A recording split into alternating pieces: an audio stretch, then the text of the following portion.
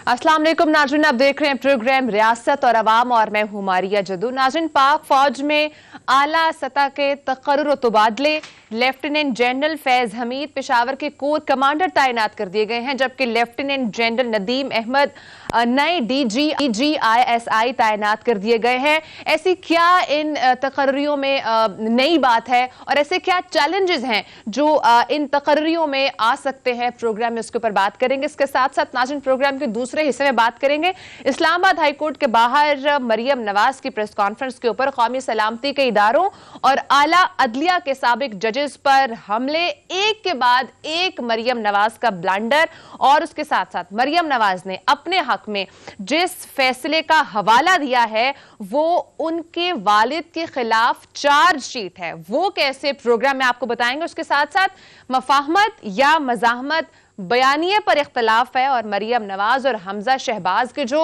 बयानिए को लेकर मुतजाद बयानात हैं उनके ऊपर प्रोग्राम में बात करेंगे। नाज़रीन, मेरे साथ प्रोग्राम में मौजूद हैं सहाफ़ी तज्ज़ियाकार सिद्दीक जान और सहाफ़ी तज्ज़ियाकार अदील वड़ाइच। अदील, प्रोग्राम का आगाज आपसे करूंगी, ये बताइएगा ये जो तकर्रुर और तबादले हुए हैं ये अमूमन होते रहते हैं, इसमें कोई इतनी बड़ी बात नहीं होती है, लेकिन इन तकर्रुर और तबादले पर इतनी ज्यादा बात क्यों हो रही है? क्या कोई मुख्तलिफ चीज हुई है, क्या कोई अनहोनी चीज हुई है कि जिसको बात करना बहुत जरूरी है? जी बिल्कुल मारिया, आपने बिल्कुल दुरुस्त कहा कि तकर्रुर और तबादले होते रहते हैं। ISI के जो DGs हैं वो अपनी मुद्दत पूरी होने पर या एक ख़ास अरसा पूरा होने पर उन्होंने तब्दील भी होना होता है। कोर कमांडर्स जो हैं उनकी शफलिंग होती रहती है। आज भी एक से ज़्यादा कोर के कमांडर्स तब्दील हुए, लेकिन जो दो तकर्रियाँ हैं वो ख़ास तौर पर इसलिए बड़ी अहम हैं। एक तो देखें, ISI जो चीफ होते हैं, आपके मुल्क की आंखें, कान और दुश्मन पर उकाबी नज़र रखने वाला जो इदारा है, जिससे दुश्मन खौफजदा है, जिस इदारे ने गुज़िश्ता 20 साल में जो 43 एजेंसीज थी, 43 ममालिक की एजेंसीज थी, उनको शिकस्त दी। जो गंद वहां पर डाला गया अफगानिस्तान में और टारगेट पाकिस्तान था, और पाकिस्तान की एजेंसी ने उनके फैलाए हुए गंद को नाकाम किया। और पाकिस्तान का जो अज़ली दुश्मन है भारत, वो जिस अंदाज में पाकिस्तान में एक नई तरह की जंग से इंतशार फैलाने की कोशिश कर रहा था, दहशतगर्दी करने की कोशिश कर रहा था, उसको मुंह की खानी पड़ी, उसको अफगानिस्तान से भागना पड़ा।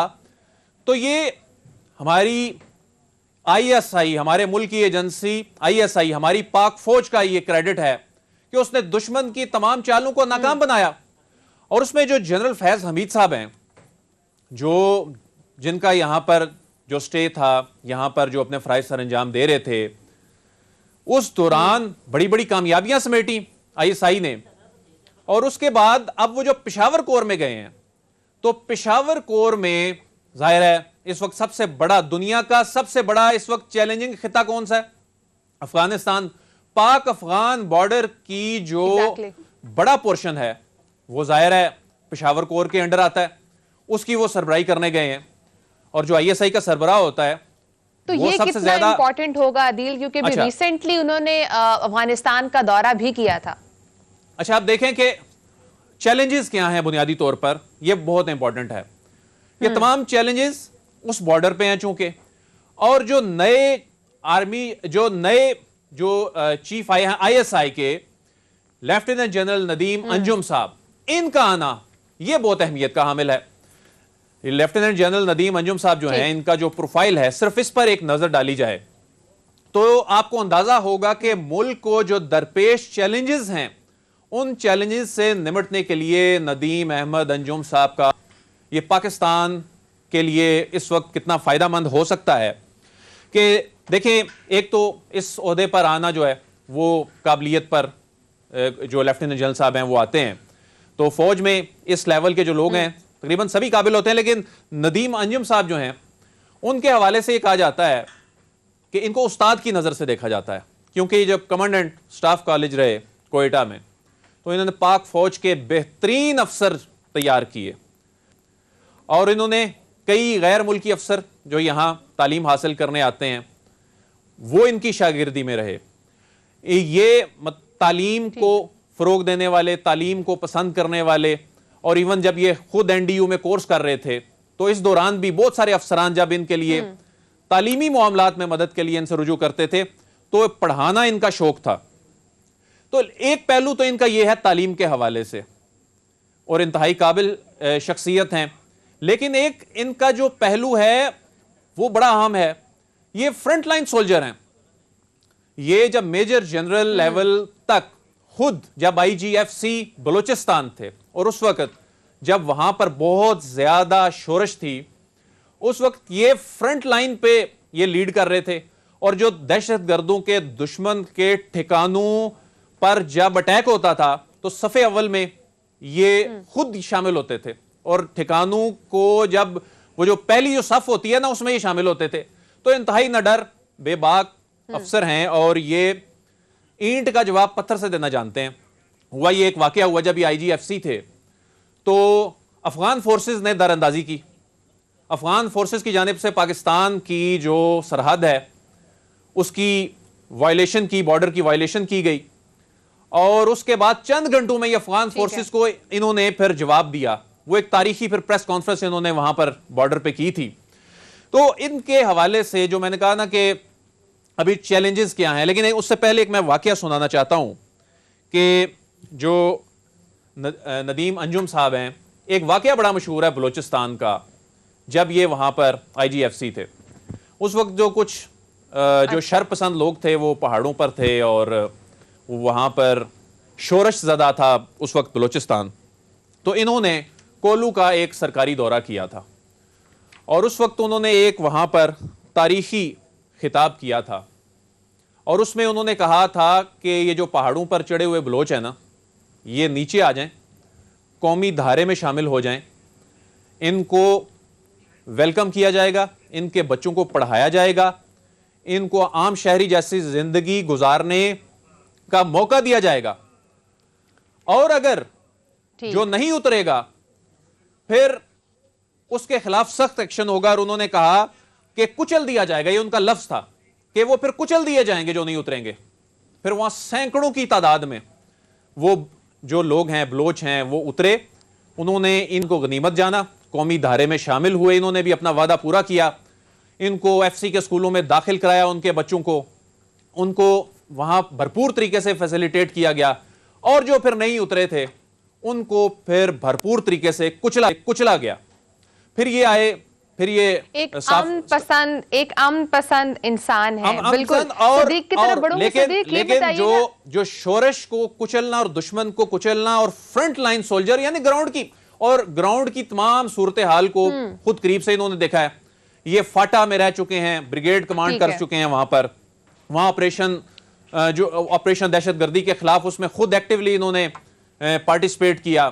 پھر اس کے علاوہ بلوچستان جب یہ IGFC بنے اس کے بعد بلوچستان کی صورتحال جو ہے اس میں تاریخی بہتری آئی. پھر آئے یہ کراچی میں, جب یعنی اس سے پہلے جب یہ سٹاف کالج میں تھے, جب سٹاف کالج سے جب کراچی میں آئے, کراچی میں آپ کو یاد ہوگا کہ ایک وقت تھا کہ پولیس اور فوج کے حوالے سے ایک خاص قسم کا ماحول پیدا کرنے کی کوشش کی گئی تھی, اور اس میں کچھ عناصر نے اس کو ہوا دی بڑی زیادہ. تاثر یہ گیا کہ جی پتہ نہیں کو خدا نہ خواستہ پولیس اور فوج آمنے سامنے کھڑی ہے. انہوں نے ایک تو کراچی میں امن و امان کے حوالے سے کلیدی کردار ادا کیا. کراچی میں آج جو انڈیکس ہے یہ لندن کا انڈیکس, ابھی جو سیکیورٹی انڈیکس آیا ہے, اور کراچی کے انڈیکس میں صرف اب 1 پوائنٹ کا فرق ہے. پہلے 5 نمبر پہ تھا پاکستان یہ کراچی, اب یہ کو 50 کے قریب ہے, اور اس سے آگے لندن کا نمبر ہے. تو انہوں نے سیکیورٹی کی صورتحال تو بہتر کی. پھر یہ پولیس لائن گئے, پولیس والوں کو تھپکی دی, انہوں نے اس تاثر کو زائل کیا, اور جس علاقے میں بھی یہ رہے ہیں یہ عوام اور فوج کے درمیان انہوں نے محبت پیدا کرنے کی بڑی کوشش کی ہے. لیکن دشمن کو کچلنا جو ہے وہ یہ جانتے ہیں. اور اچھا, اب یہ ساری بات کرنے کا مقصد یہ تھا کہ یہ امپورٹنٹ کیوں ہے. دیکھیں, سب سے جو دشمن ہے یہ چند گزشتہ دہائیوں سے کہاں کس جگہ سے اٹیک ہو رہا تھا. بلوچستان کو شورش زدہ بناتا تھا, کلبوشن جیسے نیٹ ورک پکڑے جاتے تھے. پھر اس کے بعد فاٹا کی صورتحال ہے, اس وقت وہاں پر سب سے زیادہ چیلنجنگ سچویشن ہے. تو یہ گراؤنڈ کی سچویشن کو بخوبی جانتے ہیں کہ کس طرح غیر ملکی عناصر یہاں اندرونی عناصر کو फंडिंग करते हैं, उनको कुचलना कैसे है, ये बड़े बड़े चैलेंजेस हैं जो आईएसआई के सामने भी हैं, जो मुल्क के सामने हैं। टैकल कर सकते हैं ये बाखूबी जानते हैं। सिद्दीक की जाने बढ़ूंगी। सिद्दीक, मुझे ये बताइएगा, अमूमन ये तासुर दिया जा रहा है और लोग बात भी कर रहे हैं, अगर मैं अनऑफिशियल हेडक्वार्टर्स की बात करूं तो कहा यह जा रहा है कि शायद जनरल फैज की वजह से वजीर आजम इमरान खान की कई परेशानियां भी कम हो जाती। तो क्या इस तकर्रुर का कोई पॉलिटिकल इम्पैक्ट भी है या इसको सिर्फ एक रंग दिया जा रहा है? देखें, बिल्कुल मारिया, इस पे आपके सवाल पे मैं बिल्कुल आता हूँ, लेकिन मैं थोड़ा सा बात करना चाहूँगा DGI के तौर पर जनरल फैज़ हमीद साहब के दौर के हवाले से। नए DGI जो आ रहे हैं उनके हवाले से दिल वड़ैच साहब ने बड़े ज़बरदस्त अंदाज से बयान किया और बताया। देखें, मसला ये है कि इन पे जो मर्जी आप इल्ज़ामात लगाएं, ज़ाहिर है पाकिस्तान के बैरूनी दुश्मन हो, पाकिस्तान के अंदरूनी दुश्मन हो, उनके निशाने पर जनरल फैज़ साहब बहुत ज़्यादा रहे और उसकी वजूहात भी हम सब जानते हैं कि उसकी वजूहात क्या थी। क्योंकि जिस तरह से उनके दौर में पाकिस्तान ने बड़ी बड़ी कामयाबियां समेटी तो पाकिस्तान के बैरूनी या अंदरूनी दुश्मनों को यह बर्दाश्त नहीं हो सकता था। देखें मारिया, इनके दौर को कभी भी नहीं भुलाया जा सकेगा।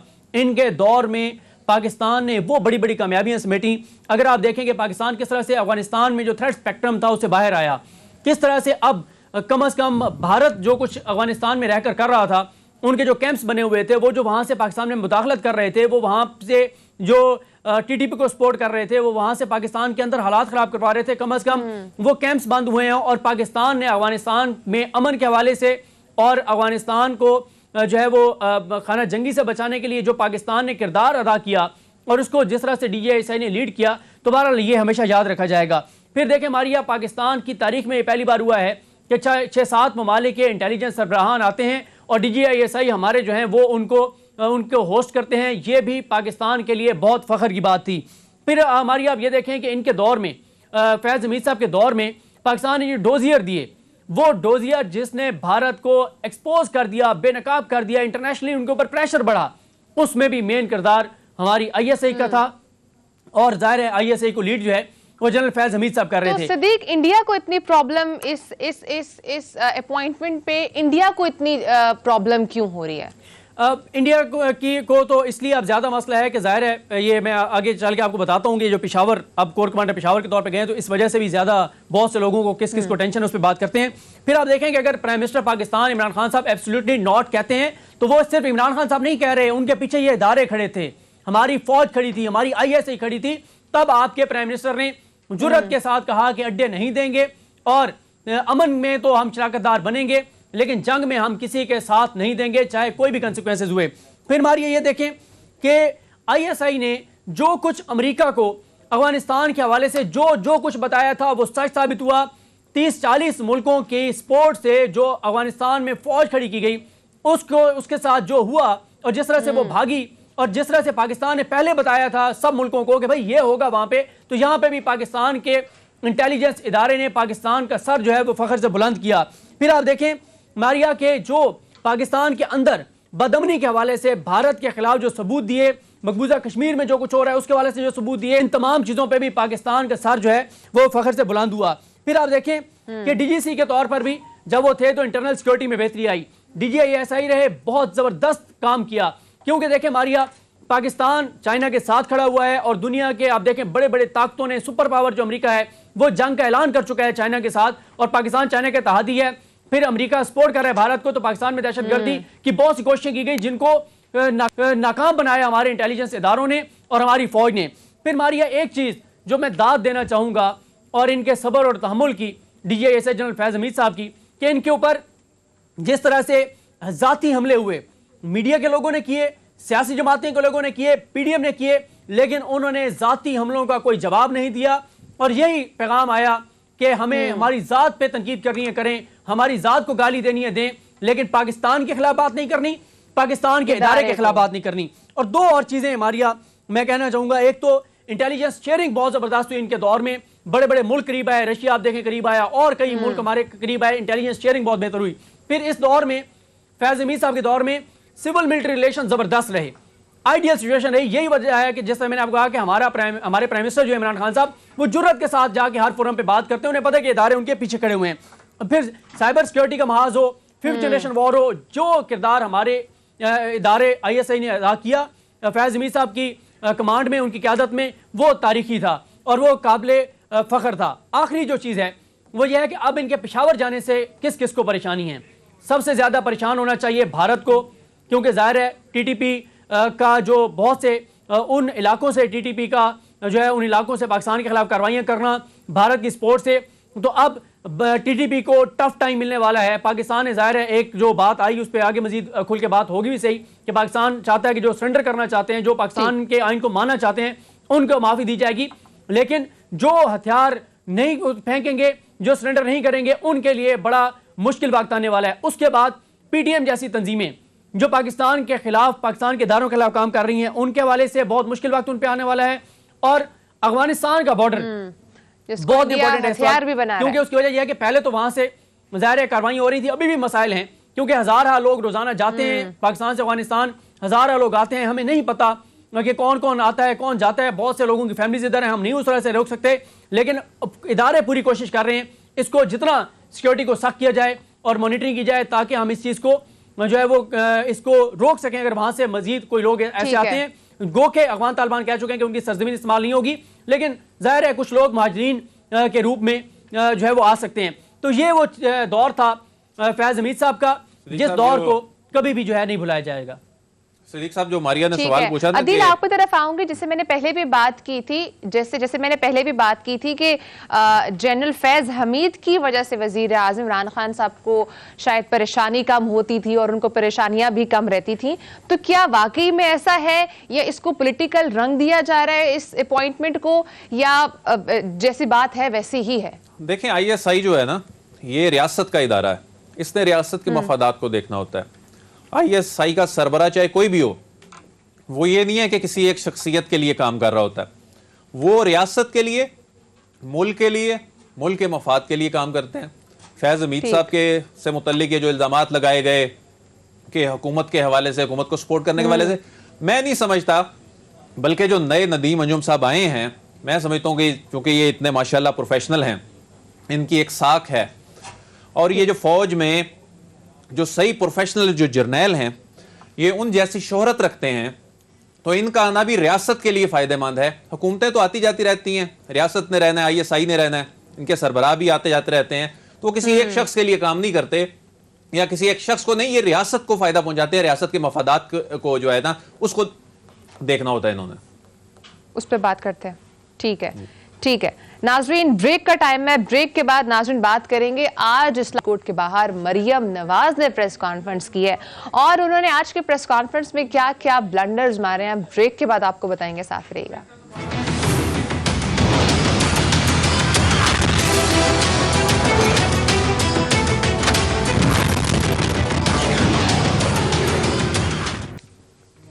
ویلکم بیک ناظرین. اسلام آباد ہائی کورٹ کے باہر آج مریم نواز نے پریس کانفرنس بھی کی, اور آج Maryam Nawaz even field reference کے حوالے سے آج اس کی پروسیڈنگ بھی تھی, وہ وہاں پہنچی بھی. سب سے پہلے صدیق یہ بتائیے گا کہ آج کی پروسیڈنگ کا احوال کیا رہا ہے, کیا ہوا ہے آج کی پروسیڈنگ میں؟ دیکھیں ہماری آج کی پروسیڈنگ بہت مختصر تھی, 7 منٹ کی سماعت ہوئی ہے. جسٹس عامر فاروق صاحب اور جسٹس محسن اختر کیانی صاحب نے سماعت کی ہے, دونوں ججز نے. اور اس میں آج عرفان قادر صاحب پہلی مرتبہ پیش ہوئے ہیں, جو نئے وکیل ہیں مریم صاحبہ کے. انہوں نے عدالت کو آ کر یہ پہلے تو وضاحت کی کہ میڈیا میں جو تاثر دیا جا رہا ہے کہ ہم نے جو درخواست دی ہے اس میں ہم نے فوج پر حملے کیے ہیں, تو فوج کی انہوں نے بہت تعریفیں کی. انہوں نے کہا دیکھیں جی, فوج پاکستان دنیا کی بہترین افواج میں سے ایک ہے. انہوں نے آئی ایس آئی کی تعریف کی کہ آئی ایس آئی ہماری جو ہے وہ دنیا کی بہترین انٹیلیجنس ایجنسیز میں سے ایک ہے, اور ہم جو ہے وہ اداروں کے خلاف نہیں ہیں. انہوں نے بڑی تعریفیں کی فوج اور آئی ایس آئی کی, جو کہ مریم صاحب نے باہر کچھ اور کہا لیکن وکیل صاحب نے اندر کچھ اور کہا. دوسرا, 2 بہت امپورٹنٹ معاملات تھے. ایک جو مریم صاحب نے کل جو درخواست دی تھی اس پہ رجسٹرار آفس نے اعتراضات لگائے تھے. ان اعتراضات کو آج عدالت نے دور کرتے ہوئے کہا ہے کہ اس کو جوڈیشل سائٹ پہ دیکھا جائے گا اور اس کو نمبر لگا کر سماعت کے لیے مقرر کیا جائے, تو 13 اکتوبر کو وہ درخواست سنی جائے گی. دوسرا جو معاملہ تھا, کیونکہ آج عرفان قادر صاحب کی پہلی یہ اپیرنس تھی, تو وہ جو نیب کی درخواست ہے کہ کیس روزانہ کی بنیاد پہ سنا جائے اور جلد از جلد فیصلہ کیا جائے, تو اس پر بھی نیکسٹ ہیئرنگ پہ جو ہے وہ سماعت ہوگی. تو یہ آج کا مختصر مگر جامع احوال ہے. اور باہر آ کر پھر کیا ہوا دیکھیں ماریا, جب انہوں نے پریس کانفرنس کی؟ دیکھیں ماریا, بات یہ ہے کہ بہت سے لوگ یہ سوال کر رہے ہیں کہ ابا کیوں جو ہے وہ ڈی ایس آئی پر الزامات لگا رہی ہیں, کیوں اداروں پر چڑھ دوڑی ہیں. اس کی وجہ کیا ہے؟ اس کی 4-5 وجوہات ہیں. پہلی وجہ یہ ہے کہ ان کا جو کیس ہے, جیسے ہم مسلسل اپنے ناظرین کو بتا رہے ہیں کہ ان کا کیس فائنل مرحلے میں داخل ہو چکا ہے, اور اگر یہ ہفتے میں 2 دن بھی سنا جاتا ہے تو یہ 3 سے 4 یا 5 ماہ کے اندر اندر فیصلہ آ جائے گا. اور یہ کیس مریم صاحبہ کا دفاع جو ہے وہ بہت کمزور ہے. اس کی ریزن یہ ہے کہ ان کے پاس کوئی ایسے ثبوت نہیں ہے جو وہ عدالت کے سامنے رکھ کر اور بتا سکیں کہ وہ بے قصور ہیں. ان کے خلاف جو فیصلہ ہے وہ بہت تگڑا ہے. ان کو نظر آ رہا ہے کہ وہ اپنا کیس نہیں لڑ پائیں گی میرٹس کے اوپر, تو اس لیے وہ عوام کی توجہ ہٹانے کے لیے, ایک نیا ایشو کریٹ کرنے کے لیے, ایک نیا ڈرامہ کریٹ کرنے کے لیے یہ سارا کچھ کیا جا رہا ہے, حالانکہ اس میں حقیقت کچھ بھی نہیں ہے. دوسری جو وجہ ٹھیک ہو گیا. اور اسی چکر میں جو 2 بیانیے ہیں, ایک مفاہمت کا بیانیہ اور ایک مزاحمت کا بیانیہ, وہ مسلم لیگ نون میں ناظرین بہت ہی واضح ہوتا چلا جا رہا ہے. مفاہمت اور مزاحمت بیانیے کے اوپر مریم نواز کیا سٹیٹمنٹس دیتی رہیں اور حمزہ شہباز کیا سٹیٹمنٹس دیتے رہے. جو 2 گروپنگز کی بات ہوتی ہے, ایک مفاہمت کا بیانیہ لے کے چل رہا ہے, ایک مزاحمت کا, یہ کس طرح سے ڈفرینشیٹ ہو رہا ہے, ذرا یہ کلپس دیکھیے. عدیل, آپ نے سنا ایک تو جس طرح سے کلیئرٹی ہو رہی ہے کہ ایک جو شہباز شریف گروپ ہے وہ ڈیفرنٹ بیانیہ لے کے چل رہا ہے, جو مریم نواز گروپ ہے یا نواز شریف گروپ ہے وہ ڈیفرنٹ بیانیہ لے کے چل رہا ہے. لیکن ایک چیز اور جو میں نے شارٹ میں نوٹ کی ہے وہ یہ ہے کہ جس طریقے سے مریم یہ کہہ رہی ہیں کہ آپ میرے سے میری بات کریں, کیا آپ کو نہیں لگ رہا کہ اس سے مزید کلیئرٹی ہو رہی ہے کہ ڈیفرنسز ہیں؟ جی ماریا, مریم نے میرا خیال ہے جو بات کی ہے نا, کہ آپ مجھ سے متعلق بات کریں, نواز شریف صاحب سے متعلق بات کریں, میرے خیال میں کافی عرصے بعد انہوں نے بڑی کلیئر بات کی ہے. اس کی ایک ریزن ہے کہ یہ بیانیہ سارا ان کے کیسز کے گرد گھومتا ہے. مفاہمت کا کیا مطلب ہے مریم صاحبہ کے نزدیک, نواز شریف صاحب کے نزدیک؟ مفاہمت کا مطلب ہے کہ ہمارا احتساب نہ کرو. مفاہمت کا مطلب ہے کہ ہم سے پوچھو نہ. مفاہمت کا مطلب ہے کہ ماضی کی طرح ہم کیا چاہتے ہیں, جس طرح عدالتیں ہمیں ریلیف دیا کرتی تھی, کوئی سوچ بھی نہیں سکتا تھا ہمیں سزائیں دینے کا, یہ مفاہمت کا مطلب ہے. اب جب انہیں مطلب اب ماضی جیسے حالات نہیں رہے, دنیا بدل چکی ہے, ڈائنامکس بدل چکے ہیں, سیاست بدل چکی ہے. یہ فوج کو اس لیے بار بار گھسیٹ کے لاتے تھے, یہ اسٹیبلشمنٹ کو کہتے ہیں ہماری مدد کرو. انہوں نے کہا جی آپ میرٹ پہ اپنی منی ٹریل سامنے رکھیں, ہم تو عدالتوں میں مداخلت نہیں کرتے. یہ زبردستی اسٹیبلشمنٹ کو بیچ میں گھسیٹ کے لا رہے ہیں, ان کو پریشرائز کرنے کی کوشش کر رہے ہیں, لیکن وہ مفاہمت جو یہ چاہتے ہیں وہ تو ہونی نہیں ہے. پھر یہ مزاحمت کیوں کرتے ہیں؟ اور یہ مزاحمت صرف ان کے کیسز کے حوالے سے ہے. مزاحمت اس لیے کر رہے ہیں کہ جس طرح صدیق صاحب نے بھی کہا اور ہم پچھلے پروگراموں میں بات کرتے آ رہے ہیں کہ ان کے کیسز میں ان کو پتا ہے کہ کمزور ہیں ان کی اپیلیں, ان کو پتا ہے کہ اگر سزا ہو گئی ہے, میرٹس پہ ہم بات کر نہیں رہے, ریزسٹ کر رہے ہیں ہم, انہیں پتا ہے کہ ہم التوا کیوں چاہ رہے ہیں, تو اس صورت میں اگر ان کی سزائیں برقرار رہتی ہیں, آگے فائنلٹی کی جانب یہ معاملہ بڑھتا چلا جاتا ہے, تو پھر یہ کہہ رہے ہیں کہ یہ ملبہ اسٹیبلشمنٹ پہ ڈال دو, ان کو بدنام کرو, ان کو انڈر پریشر لاؤ. تو آج انہوں نے جو بات کی ہے یہ بالکل ٹھیک نظر آ رہی ہے کہ ان کا وہ کہہ رہی ہیں کہ یہ ہم سے متعلق صرف بات کریں, اس کا پارٹی سے کوئی تعلق نہیں ہے, کیونکہ اب یہ پارٹی نے کہنا شروع کر دیا ہے کہ یہ کیا کر رہے ہیں, آپ پوری پارٹی کو سٹیج پہ لگا رہے ہیں, آپ تمام جو الیکٹیبلز ہیں وہ کیوں کنارہ کرتے جا رہے ہیں, یہ کیوں بے چینی ہے پارٹی کے اندر, کیوں ان کے اب 3 دھڑے بن چکے ہیں. تو اس حوالے سے جو حمزہ شہباز ہیں, شہباز شریف ہیں, ان کی پالیسی اس حوالے سے کلیئر ہے, اور وہ اپنا کیس تو وہ بھی اس طرح ڈیفینڈ عدالتوں میں نہیں کر پا رہے ابھی بھی, لیکن انہیں یہ ضرور پتا ہے کیونکہ وہ الیکٹیبلز کی سیاست کو جانتے ہیں, انہیں شہباز شریف کو, حمزہ کو یہ معلوم ہے کہ افورڈ ہی نہیں کر سکتی ہماری پارٹی کے الیکٹیبلز, ہماری پارٹی کے وہ لوگ جو اپنے بل بوتے پر جیتتے ہیں, وہ اس بیانیے کو افورڈ نہیں کر سکتے. تو یہ لوگ آگے پیچھے ہو جائیں گے, یہ لوگ پارٹی سے نکل جائیں گے, پارٹی کو نقصان پہنچے گا. لیکن مریم نواز صاحبہ کے نزدیک سب سے زیادہ جو پرائیورٹی ہے, ان کے والد صاحب کے نزدیک جو پرائیورٹی ہے, ان کا نظریہ یہ ان کے کیسز کے گرد گھومتا ہے. اب دیکھیں کہ آج کی سماعت کے بعد جب انہوں نے کہا, انہوں نے بات کی, انہوں نے الزامات لگائے, انہوں نے DGISI پر الزامات لگائے, انہوں نے عدالتوں پر الزامات لگائے کہ عدالتوں سے فیصلے لیے جاتے ہیں. وہ آڈیو ٹیپس کس خاندان کی ہیں جو ججوں کو کہتے ہیں کہ یہ فیصلہ کر دو؟ جمہوری حکومتوں کے خلاف سازش میں کون پیسے پکڑتا رہا, کون سا خاندان پکڑتا رہا؟ کیا یہ دنیا بھول گئی ہے؟ کیا پاکستان کی عوام بھول گئی ہے؟ اور اب یہ الزام یہ لگا رہے ہیں, لیکن اصل میں معاملہ وہ 90 کی دہائی جیسا نہیں رہا. معاملہ اب پہلے جیسا نہیں رہا تو اب یہ زبردستی, اچھا یہ تاثر یہ دے رہے ہیں کہ اسٹیبلشمنٹ یہ کروا رہی ہے, یہ زبردستی اس کو گھسیٹ کے لا رہے ہیں کہ ہمیں ریلیف دو, کیونکہ یہ ماضی میں اداروں سے ریلیف لیا کرتے تھے, یہ عدالتوں سے ریلیف لیا کرتے تھے. آج جو انہوں نے بات کی یا انہوں نے جو ابھی یہ جو مفاہمت سے متعلق یہ جو بات کی ہے, یہ بات انہوں نے بالکل ٹھیک کی ہے, اور بڑے عرصے بعد کوئی ان سے کوئی سچی بات سننے کو ملی ہے, یہ بالکل ٹھیک کر رہے ہیں. کہاں ہے وہ منی ٹریل, کیوں نہیں آ رہی منی ٹریل؟ اب تو یہ جو کہتے ہیں ہمیں سیاسی انتقام کا نشانہ بنایا جا رہا ہے, اب اپنے کیس کو یہ خود روزانہ کی بنیاد پہ اسٹیبلش کر رہے ہیں کہ ہمارا کیس کمزور ہے, ہمارے پاس منی ٹریل نہیں ہے, اور پوری دنیا کے خلاف لڑنے والے ادارے کے سربراہ یعنی دنیا کے جو بڑے بڑے دشمن ہیں, جو ہاسٹائل ایجنسیز ہیں, جو اس وقت چیلنجز ہیں, ان سے نمٹنے والے لوگوں کو سیاست میں گھسیٹ کے یہ دنیا کو پیغام دے رہے ہیں. اور بنیادی طور پہ یہ ہمارے بہت سارے جو کچھ سیاسی ایلیمنٹس ہیں یہ پھر بیرونی سپورٹ اس طریقے سے مانگتے ہیں کہ دیکھیں ہم ملک کے اندر اس طرح کی صورتحال پیدا کرنے کی صلاحیت رکھتے ہیں, کچھ ہم پر آپ ہی نظر کرم کر دیں تو ہم پھر یہ بھی کر سکتے ہیں. عدیل کام نہیں آتی.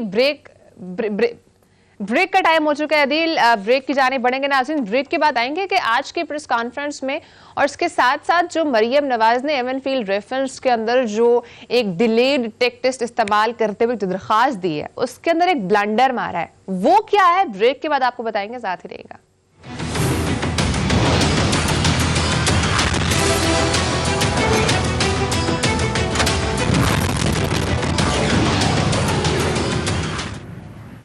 ویلکم بیک ناظرین. ایون فیلڈ ریفرنس کیس میں ڈیلیڈ ٹیک ٹیسٹ استعمال کرتے ہوئے مریم نواز نے کہا تھا کہ مجھے ایک درخواست کا موقع دیا جائے جس کے اندر وہ کچا چٹھا کھول کے رکھ دیں گی کہ کیا کیا ماضی میں ہوتا رہا ہے. ناظرین انہوں نے درخواست دی ہے اور اس کے اندر ایک چھوٹا سا بلنڈر انہوں نے مارا ہے, وہ کیا ہے صدیق بتائیں گے. صدیق بتائیے گا, مریم نواز نے اپنے حق میں جو ایک درخواست لکھی ہے اور اس میں انہوں نے ایک فیصلے کا حوالہ دیا ہے, وہ کہا یہ جا رہا ہے کہ وہ تو ان کے اپنے والد کے خلاف چارج شیٹ ہے, وہ کیا فیصلہ ذرا عوام کو بتائیے گا. دیکھیں ماریا, آپ نے کہا کہ چھوٹا سا بلنڈر ہے, یہ چھوٹا سا بلنڈر نہیں, بہت بڑا بلنڈر ہے, کیونکہ اس کی وجہ یہ ہے کہ مریم صاحبہ نے جس کیس پہ سپریم کورٹ کے جس فیصلے پر انحصار کیا ہے وہ بیسیکلی شریف خاندان کے خلاف پوری چارج شیٹ ہے. اور میں آپ کو بتاؤں کہ جو مسلم لیگ نون, وہ شریف خاندان جو آج عمران خان صاحب پر الزام لگاتا ہے, جو آج اداروں پر الزام لگاتا ہے کہ اداروں میں کہ انفلوئنس کی وجہ سے ان کے خلاف جھوٹے کیسز بنائے جا رہے ہیں, اور ایک ثبوت نہیں دے سکے کہ یہ ثبوت کوئی دے دیں کہ کیسے ادارے انفلوئنس کر رہے ہیں, کیسے عمران خان انفلوئنس کر رہے ہیں نیب کے اوپر. یہ جو فیصلہ ہے جس کا انہوں نے حوالہ دیا, یہ فیصلہ آپ پڑھتے جائیں تو آپ کو اندازہ ہوتا ہے کہ یہ ہوتا ہے دباؤ, یہ ہوتا ہے مینوپولیٹ کرنا, یہ ہوتا ہے زبردستی فیصلے کروانا. ماریا, دوسرے دور حکومت میں نواز شریف صاحب جو ہیں وہ جسٹس ملک قیوم اور ایک اور جج جو کہ درخواست لکھ کے کس نے دی ہے, جی سوری کہہ رہی ہیں درخواست جو ہے میں یہ پوچھتی ہوں درخواست انہوں نے دی تھی, ان کو لکھ کے کس نے دی ہے؟ دیکھیں یہ تو عرفان قادر صاحب نے لکھی ہے, لیکن ظاہر ہے کلائنٹ جو کہتا ہے وہ اس کی منظوری سے ہی پھر وہ درخواست دائر کی جاتی ہے. یہ وہ کیس ہے کہ جب لاہور ہائی کورٹ کا ایک بینچ آصف علی زرداری اور بے نظیر بھٹو کا کیس سن رہا تھا, تو اس وقت نواز شریف کے کہنے پر سیف الرحمان صاحب جو کہ احتساب کمیشن کے سربراہ تھے اور ساتھ ہی شہباز شریف صاحب, وہ دونوں کالز کر رہے تھے جسٹس ملک قیوم کو کہ جلدی فیصلہ سناؤ, نواز شریف صاحب ناراض ہیں, غصے میں ہیں, اتنی سزا سنانی ہے, یہ سزا سنانی ہے, اور پھر انہوں نے سزا سنا بھی دی ان کے کہنے پر. لیکن ہوا یہ, اس کے بعد کال ریکارڈز آ گئے تھے اور اس کال ریکارڈز کے مطابق پتہ چلا کہ کس طرح سے ان پر دباؤ ڈالا جا رہا تھا, ان سے فیصلے کروائے جا رہے تھے. اور یہ میں آپ کو بتا دوں کہ یہ 7 رکنی بینچ تھا سپریم کورٹ کا, جس میں جسٹس محمد بشیر جہانگیری, جسٹس شیخ ریاض احمد, جسٹس منیر شیخ, جسٹس ناظم حسین صدیقی, جسٹس افتخار محمد چودھری, جسٹس قاضی محمد فاروق اور جسٹس عبدالحمید گروگر. انہوں نے یہ فیصلہ سنایا تھا, اس ٹرائل کو کالعدم کیا تھا, اس فیصلے کو کالعدم قرار دیا تھا جو کہ جسٹس ملک قیوم نے دیا تھا, اور پھر دوبارہ ری ٹرائل کے لیے معاملہ بھیجا تھا. اور اس کیس میں سپریم کورٹ میں بے نظیر بھٹو اور آصف علی زرداری صاحب کی طرف سے اعزاز احسن صاحب, لطیف کھوسہ صاحب, عبدالحفیظ پیرزادہ صاحب اور راجہ محمد انور جو ہیں وہ پیش ہوئے تھے. اچھا, اس میں ماریا جو بڑی انٹرسٹنگ چیز ہے وہ ایک خبر کا بھی حوالہ دیا گیا تھا جس کو سپریم کورٹ نے اپنے فیصلے میں لکھا ہے, جس میں نواز شریف صاحب نے یہ کہا تھا کہ جب میرے سامنے پیپلز پارٹی کا تذکرہ ہوتا ہے تو میرا خون کھول اٹھتا ہے, اور مجھے لگتا ہے جیسے میں اس پارٹی کو ٹکڑے ٹکڑے کر رہا ہوں, کیونکہ یہ پارٹی ملک کو 2 حصوں میں تقسیم کرنے کی ذمہ دار ہے, اور اب ایک بار پھر یہ پارٹی ملک کی تعمیر و ترقی میں روڑے اٹکا رہی ہے.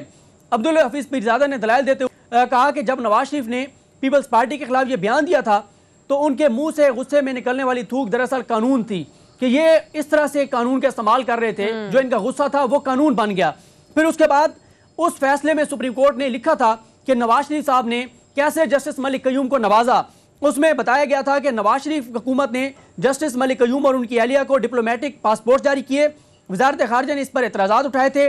ہائی کورٹ اور سپریم کورٹ کے جج اس وقت ڈپلومیٹک پاسپورٹ کے اہل ہی نہیں تھے اور ان کو یہ نوازا گیا تھا نواز شریف صاحب کی جانب سے۔ پھر اس کے بعد یہ بھی بتایا گیا تھا کہ بے نظیر نے یہ اعتراض اٹھایا تھا کہ یہ متعصب ہیں جو ملک قیوم صاحب ہیں، کیونکہ ان کے والد مرحوم جو ہیں جسٹس ملک محمد اکرم ان ججز میں شامل تھے جنہوں نے ذوالفقار علی بھٹو کی پھانسی کی توثیق کی تھی۔ اس کے بعد جو ٹیلی فونک ریکارڈنگ تھی اس کا پورا ٹرانسکرپٹ رکھا گیا تھا سامنے کہ کیسے chief justice Lahore high court کو بھی کالز کر کے کہا جا رہا تھا کہ اسے کہیں جج کو کہیں جلدی فیصلہ کرے، اور وہ بھی ساری تفصیل جو ہے وہ عدالت کے سامنے رکھی گئی تھی۔ پھر یہ بھی لکھا گیا تھا کہ جسٹس ملک قیوم کے بھائی کو نون لیگ نے MNA بنوایا۔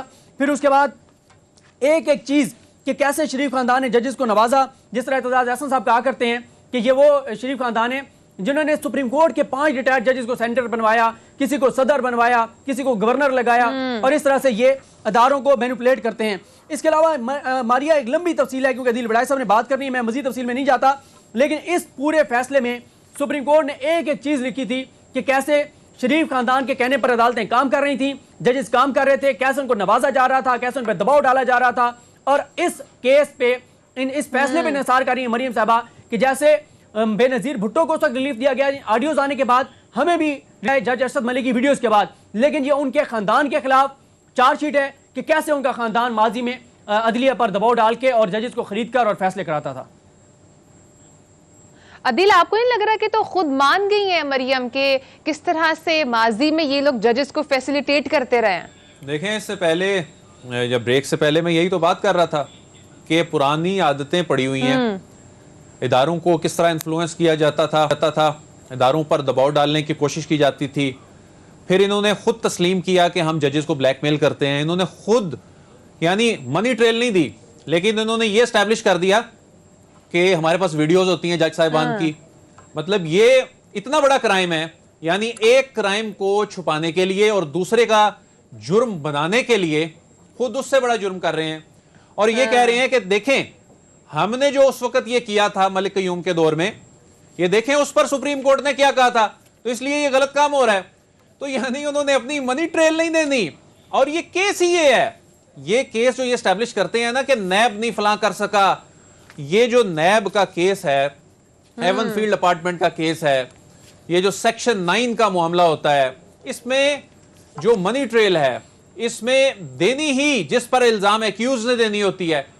یہ معاملہ شروع ہوا، حضور یہ ہیں وہ ذرائع، اس سے پہلے ٹیلی ویژن چینل سے، پھر اس کے بعد سپریم کورٹ میں، پھر اس کے بعد GIT میں، کچھ بھی GIT میں انہوں نے نہیں پیش کیا تھا، پھر اس کے بعد عدالت میں آگے، مطلب عدالت میں آ کر بھی انہوں نے کچھ نہیں، پھر ٹرائل کورٹ میں گئے، ٹرائل کورٹ میں جا کر انہوں نے کچھ نہیں دیا۔ اب اپیل آئی ہے، اپیل یہ ہوتی ہے کہ دیکھیں جی ہمارے خلاف یہ فیصلہ ہے اور یہ ان گراؤنڈز پہ یہ فیصلہ غلط ہے، اس پہ یہ سیٹ اسائڈ ہونا چاہیے۔ لیکن گراؤنڈ کو اس طرح سے ڈسکس نہیں کیا گیا، اور اسی درخواست میں جیسے پہلے بریت مانگی گئی ویسے ہی عدیل ختم ہو چکا ہے۔ انشاءاللہ اس کو ہم کل بھی کور کریں گے۔ ناظرین انشاءاللہ آپ سے کل ملاقات ہوگی، اپنا بہت سارا خیال رکھیے گا، اللہ حافظ۔